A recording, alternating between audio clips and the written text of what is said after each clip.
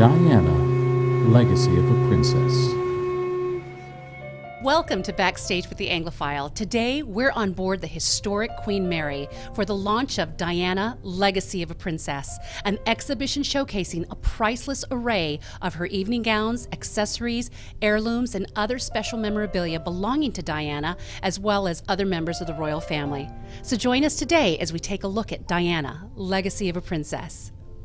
We're here with Captain Kane of the Queen Mary. Can you tell us about this lovely exhibit and how it came to be here on board the Queen Mary? We were contacted by the Pink Ribbon Society, and we were looking for an exhibit to inhabit some of our space. We opened a little over a year ago, and it's been a tremendous success. I'm here with Commodore Horde.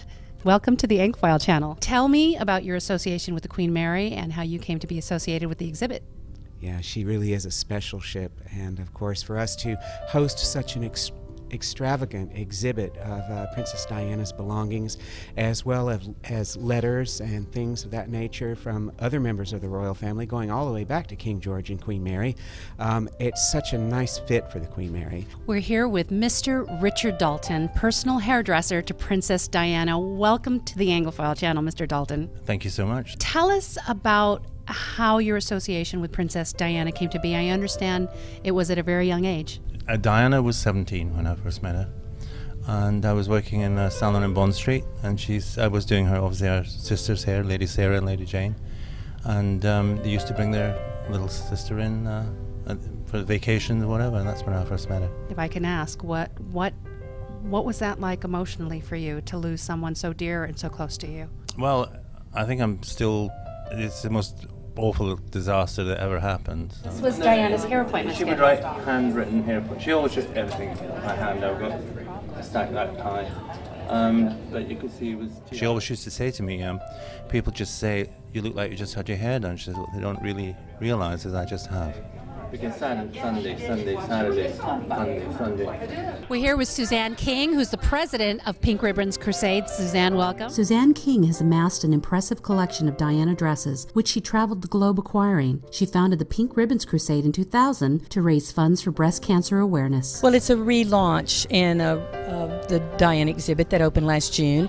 We now have 19 of her dresses here, and we're just pleased to do that because this will be the largest collection I think that you'll ever see in America again. This is one of my favorite gowns that Diana wore. Can you tell me what it means to you and what some of the stories that you know about it?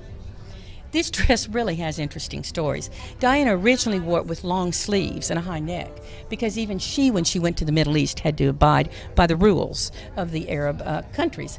And when she came back, then she wore it a couple more times. She asked Catherine Walker to redo it for her, this is the revamping of it. Diana originally wore this Catherine Walker chiffon and lace gown on a 1986 visit to the Gulf state of Qatar. In 1989, she wore this tailored pastel dinner dress to a performance of Swan Lake. When Diana wore this sleek dress to the London premiere of Accidental Hero in April of 1993, the photographers had a field day. Diana wore this floral print ruched dress when she happily danced with Prince Charles at Australia's bicentennial celebration in January 1988. Diana wore this beautiful gown on July 30th, 1992, when she attended the premiere of Ron Howard's Far and Away. Diana found this jewel dress perfect for many occasions. She wore it to a Red Cross gala in 1992, and then in March of 1993, chose it for a solo visit to Nepal.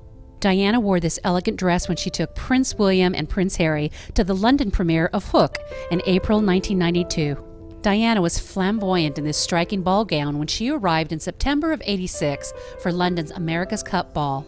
Diana wore this double-breasted suit when she attended a performance of Carmen by the British Youth Opera in September of 1992. We wanted to do something that we knew that Diana herself would approve of, because it was items relating to her.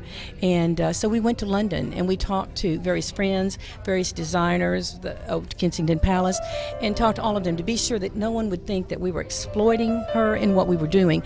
And they all thought 100% across the board that what we were doing is something she herself would join us in doing if she were alive.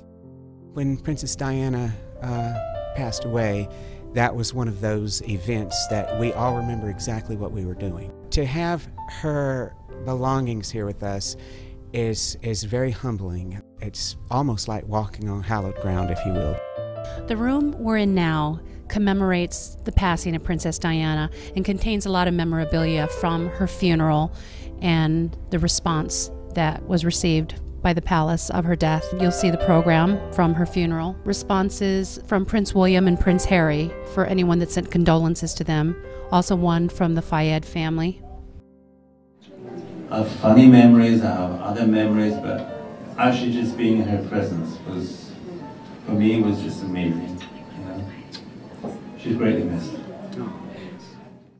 Thank you for joining us for Diana, Legacy of a Princess. It has been an incredible evening being amongst her belongings, her gorgeous gowns, talking to people who were influential in her life. It really was a fantastic event. This has been Backstage with the Anglophile for Diana, Legacy of a Princess.